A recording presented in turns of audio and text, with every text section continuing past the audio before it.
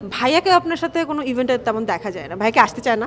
না না, এটা bad question, not good research. সামনে 14ই ফেব্রুয়ারি কোনো পরিকল্পনা আছে কিনা আপু?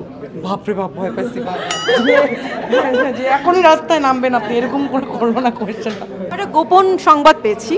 ও, তোমাকে এই খবর কে দিল বলো তো? আপু, আপনি যে নর্মালি তো অ্যাওয়ার্ড তো পাওয়াই হয়, ভাইয়াকে আপনার সাথে কোনো ইভেন্টে তেমন দেখা যায় না। ভাইকে আসতে চায় না? ও একটু লাজুক, ও নিচে পর্যন্ত আসে, ও ক্যামেরা শাই খুব, মানে ও পৌঁছে দিয়ে গেছে বাই দ্য ওয়ে ওই আমাকে, কিন্তু অনেক ক্যামেরা শাই দেখে ও আপনাদের ভয় পায়, তোমাদেরকে ভয় পায়। আচ্ছা, যখন অ্যাওয়ার্ডটা নিয়ে বাসায় যাবেন ভাইয়া কি মানে খুশি হয়? খুবই খুশি হয়, মানে ও খুবই আমাকে অ্যাপ্রিসিয়েট করে। আর মানে যেটা হয় যে ধরো লাইফের এই টাইমটাতে এখন ধরো it's time to settling in, so যদি একটু মিসম্যাচ হয় তখন খুব মানে ভয় লাগে। সেই জায়গা থেকে আমাদের আন্ডারস্ট্যান্ডিংয়ের জায়গাটা, ওর কিছু কিছু যেহেতু হিউম্যান আমরা, সো আমাদের সবার, আমরা পারফেক্ট না, we are not perfect. So আমারও কিছু ইমপারফেকশন আছে যেগুলোকে ও অ্যাপ্রিসিয়েট করে, ওরও কিছু ইমপারফেকশন আছে যেগুলোকে আমি অ্যাপ্রিসিয়েট করি। সো আমরা মানায়নি, ম্যাচিং করি, মানে এমন না যে আমি মাঝে মাঝে আসি, আমি এমন না যে আমি চাই না ও আমার সাথে আসুক, of course I want, but until unless he is comfortable I just want to.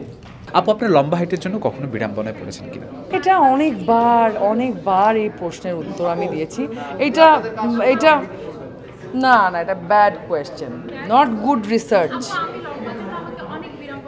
মোটেও, তুমি একদম পারফেক্ট হাইট, তোমার একদম সুন্দর হাইট তোমার।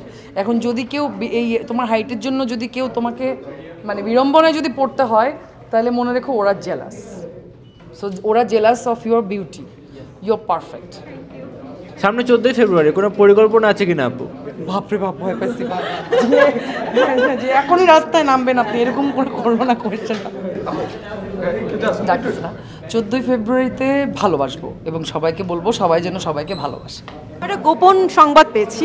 হ্যাঁ, এই জন্য ওয়েট করছিলাম এতক্ষণ। বলো। গোপন সংবাদটা হচ্ছে আপনাকে অনেকে অফার করেছে স্পন্সর কাপড় পরার জন্য আজকে অ্যাওয়ার্ড শোর জন্য, কিন্তু আপনি না নিয়ে নিজের কাপড় নিজে পরে আসছেন।